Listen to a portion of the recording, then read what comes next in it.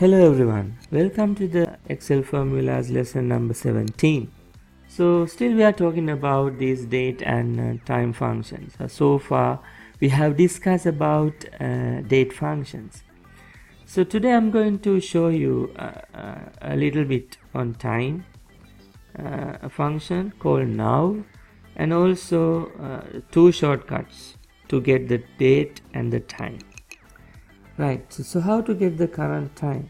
The function will be now equal now, open brackets, close brackets, hit enter, and then you will get the current time.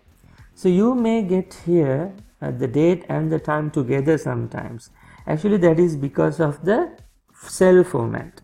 So if you see that both date and time, still you can change it to time only.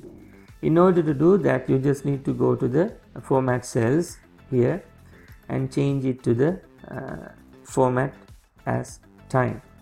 And also you can do that when you right click on the cell, you can see the format cells option.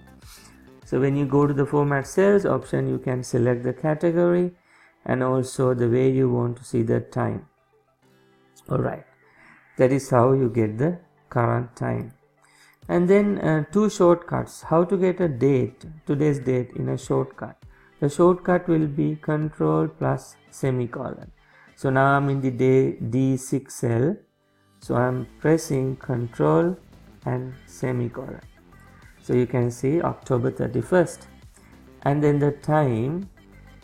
Now I'm in the cell number D7. The shortcut is control plus shift plus colon.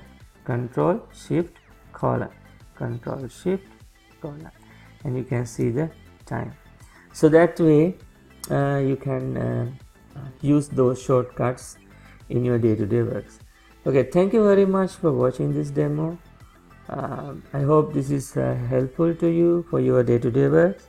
Looking forward to meet you with the lesson number 18. So have a nice day. God bless you all. Bye for now.